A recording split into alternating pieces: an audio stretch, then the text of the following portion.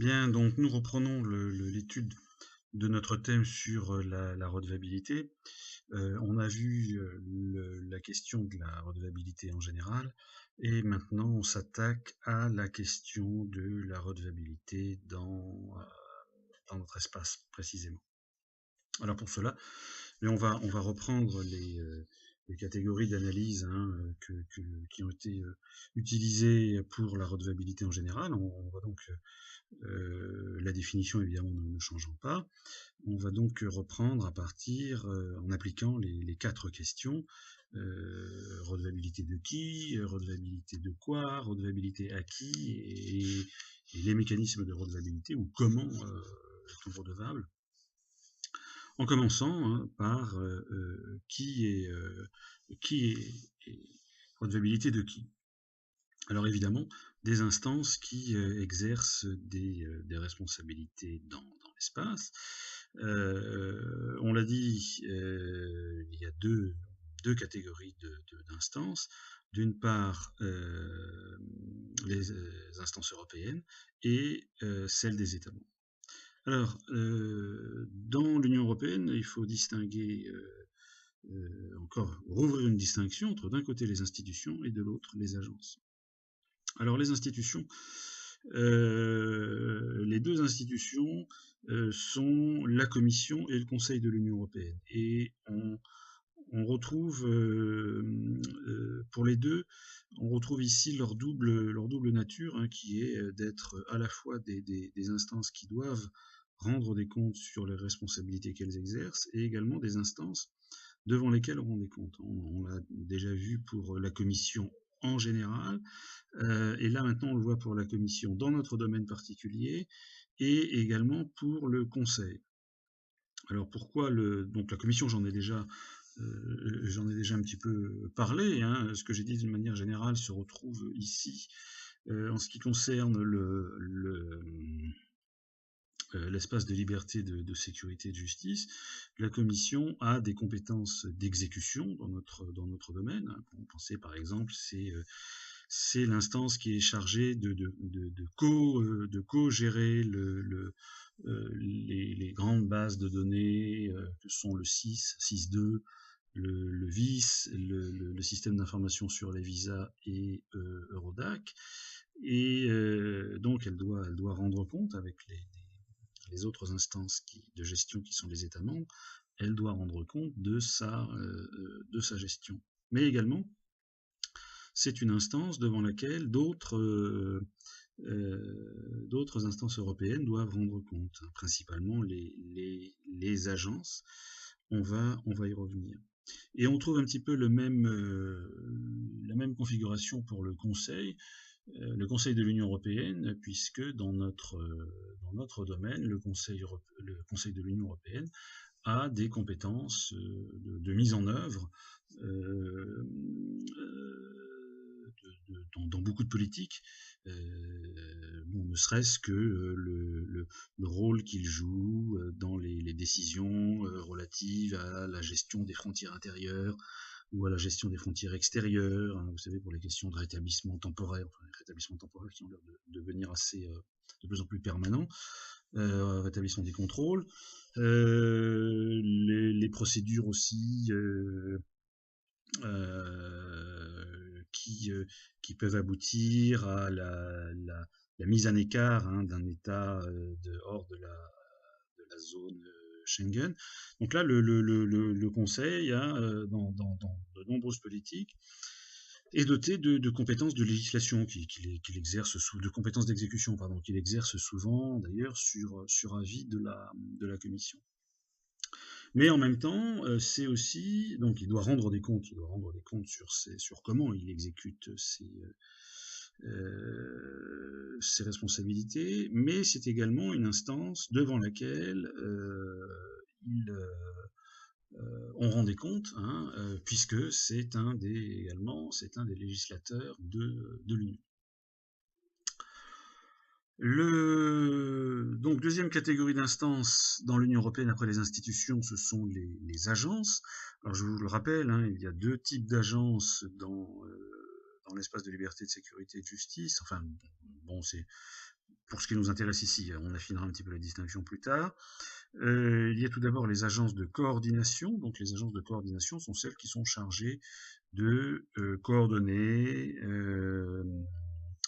certaines des coopérations que les États membres doivent mettre en œuvre entre eux. Donc Frontex, par exemple, est chargé de coordonner la coopération que les États membres doivent établir entre eux pour la gestion de leurs frontières extérieures, en particulier en matière de circulation d'informations et d'aide d'aide administrative.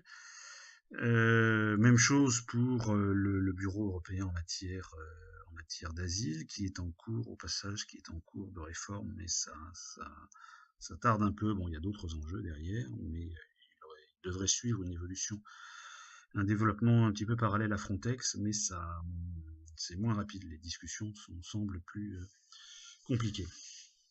Donc, deux catégories d'agences, je disais, les agences de coordination d'une part, et les agences liées à des autorités judiciaires, ou qui sont elles-mêmes des autorités judiciaires.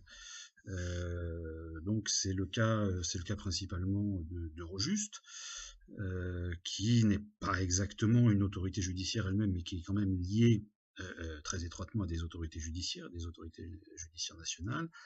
Et puis, ça va être le cas du parquet européen, qui lui sera une pure autorité judiciaire, bon, qui, comme vous le savez, hein, le règlement a été adopté en octobre dernier, en octobre 2017, mais il n'a pas encore été créé.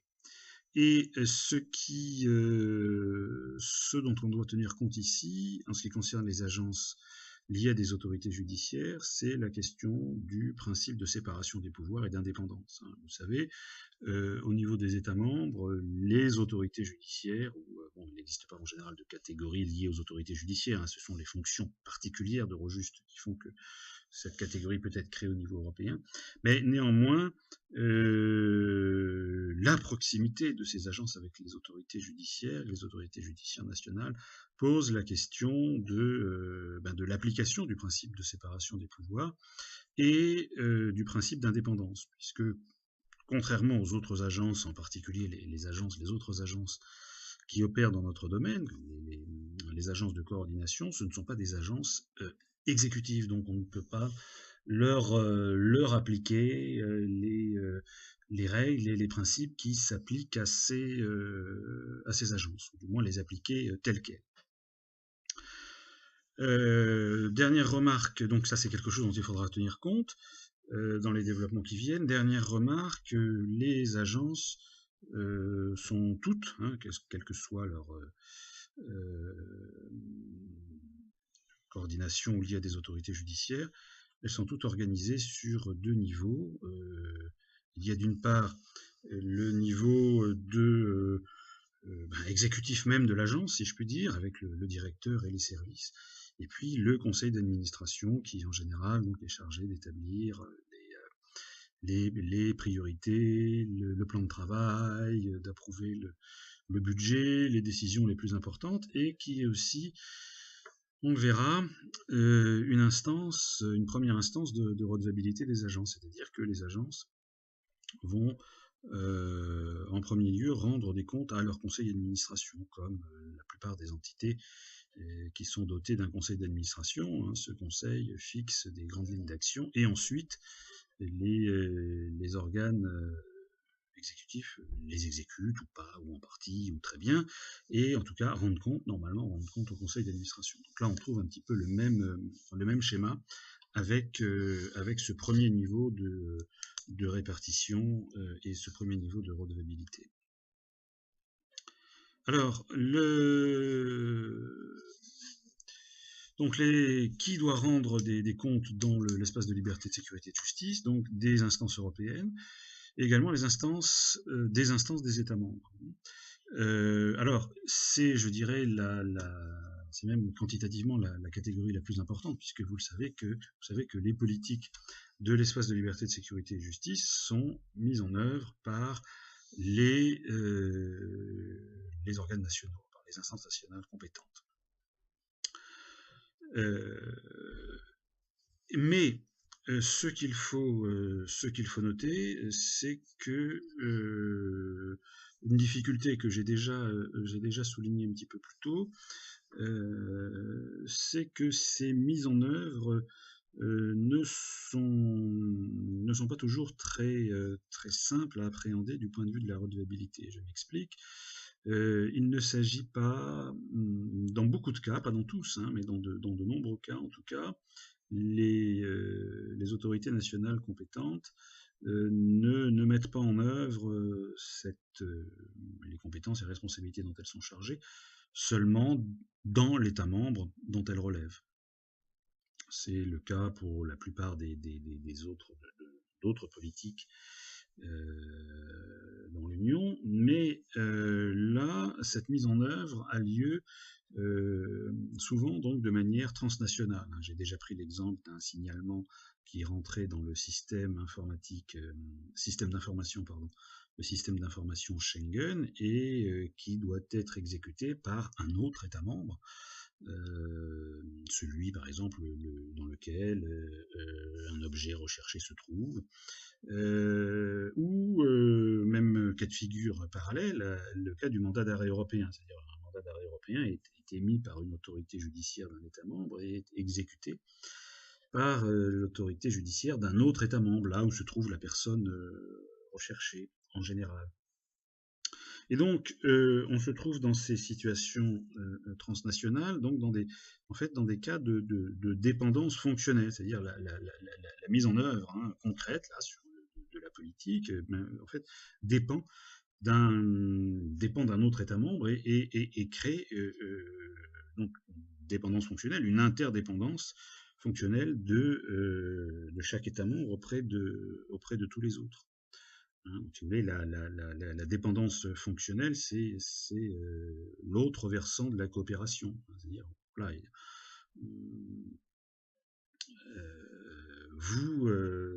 vous dépendez de tous les autres et tous les autres dépendent de vous lorsque sont mis en place, par exemple, les instruments dont on a parlé, mandat d'arrêt européen, signalement 6, et il y en a bien d'autres pour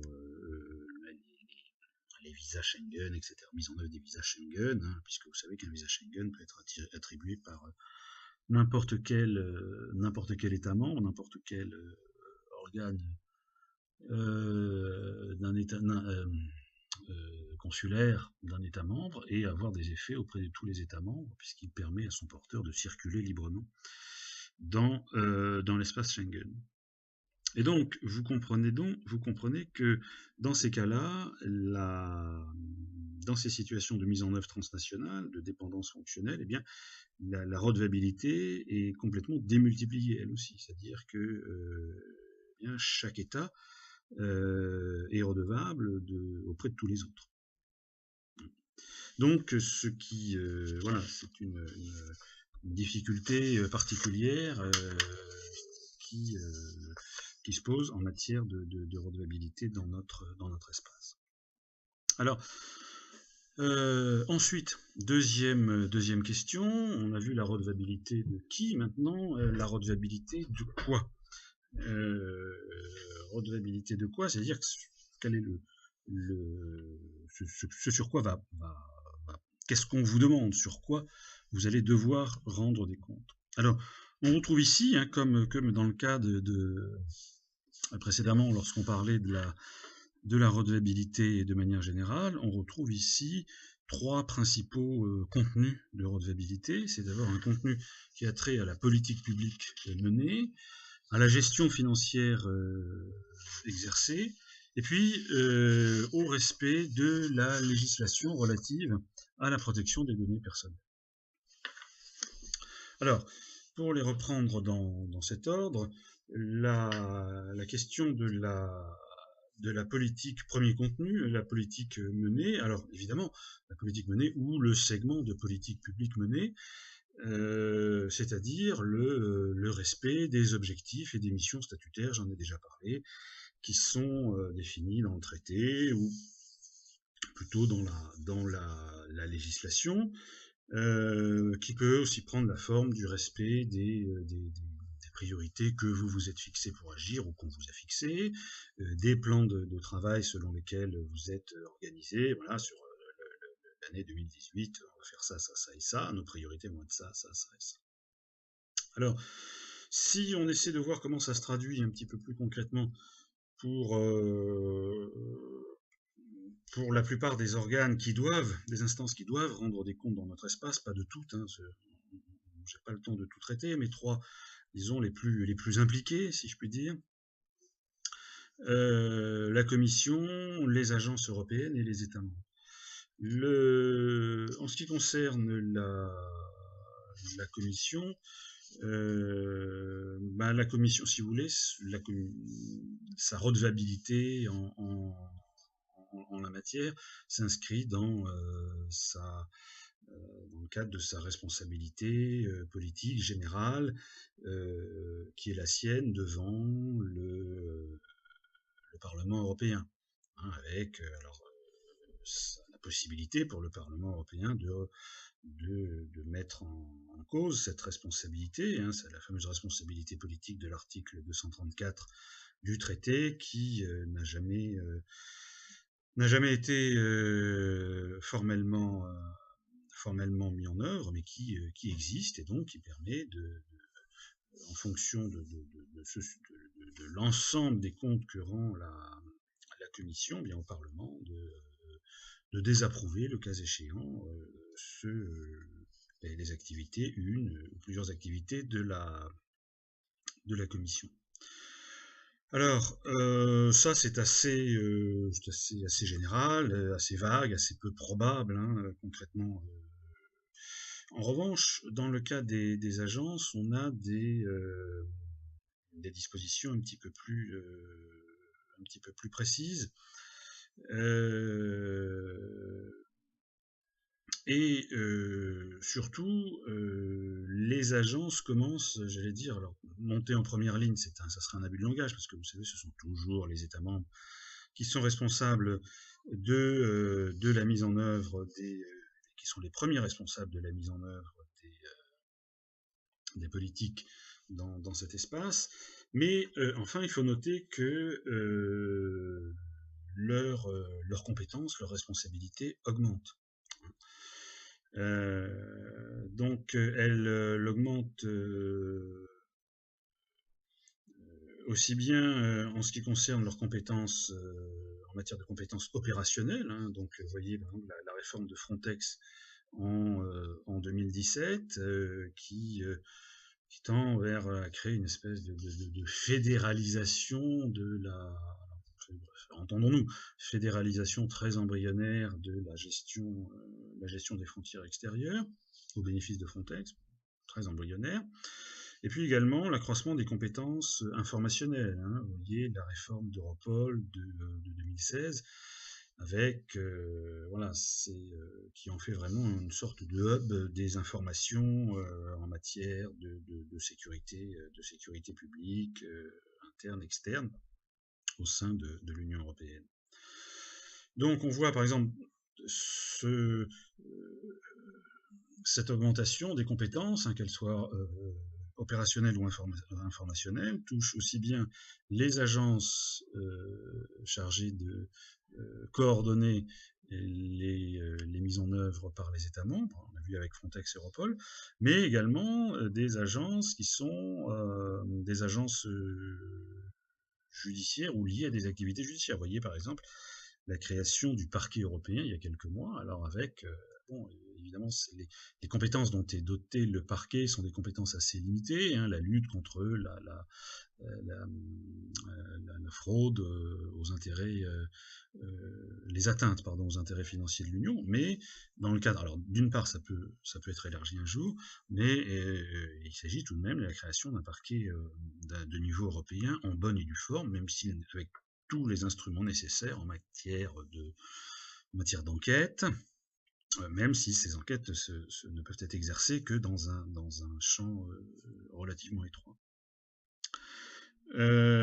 Voyez en outre les projets de réforme en cours, hein, avec qui eux aussi vont apporter un accroissement de compétences des agences. Hein, vous voyez la réforme en cours du bureau d'asile, donc j'ai dit il n'y a pas très longtemps qu'elle était, pour l'instant, elle tournait un petit peu au ralenti, alors que dans l'idée de la commission, je crois que c'était qu'elle puisse, que la réforme avance. Sa réforme avance en parallèle avec celle de Frontex. Bon, ça n'a pas été le cas, ça a pris du retard. Mais également la réforme d'Eurojust. Hein,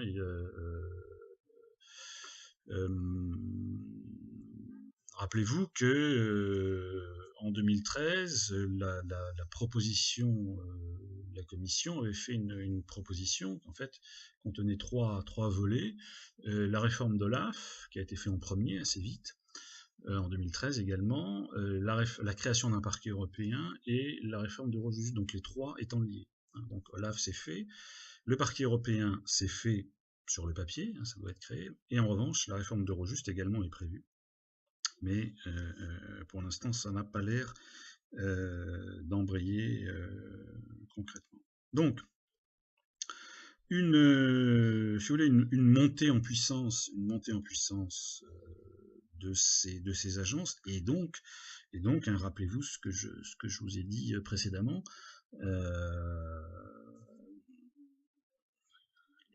le principe, hein, selon lequel, plus vous avez plus on vous attribue de compétences, plus normalement vous devez rendre compte. Hein, il y a une évolution proportionnelle. En ce qui concerne les États membres, je ne m'y étends pas. Je rappelle simplement encore, hein, la question délicate des politiques transnationales. C'est-à-dire que comment rendre compte d'une redevabilité de quoi, hein, ce serait facile si les États membres agissaient simplement sur leur territoire propre, hein, chacun.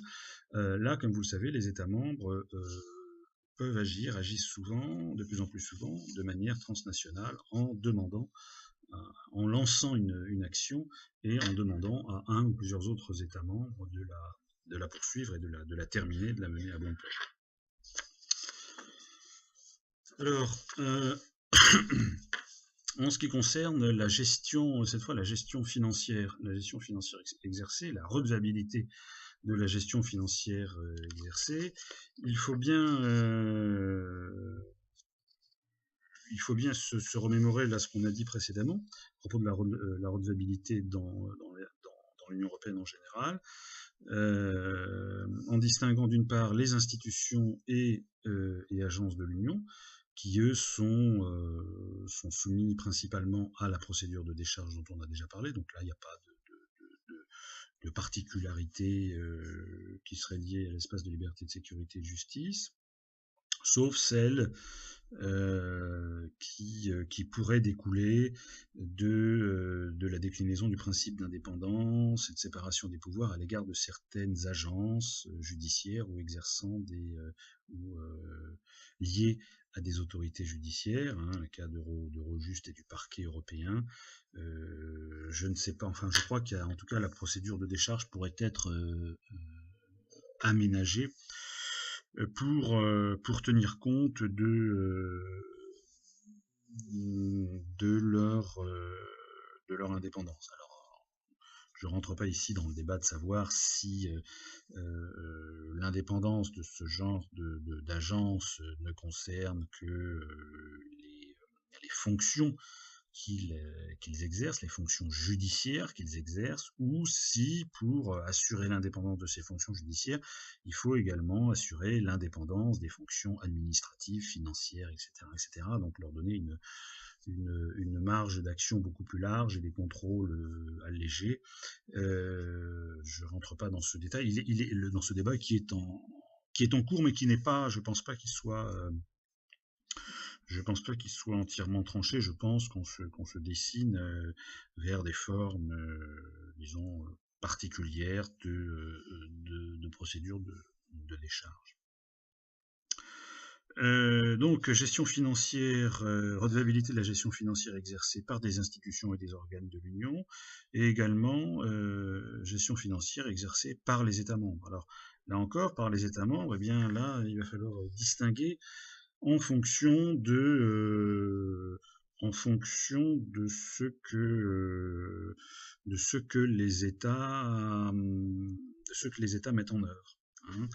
Heu, il est clair que quand, les États mettent en œuvre des moyens nationaux, des moyens financiers nationaux pour exécuter, les politiques menées dans l'espace de liberté, de sécurité et de justice, bon, a priori, ça relève, le contrôle de la gestion financière relève de leurs autorités compétentes, genre, Cour des comptes ou, parlements nationaux. En revanche, lorsque, les États membres utilisent des fonds européens, là, il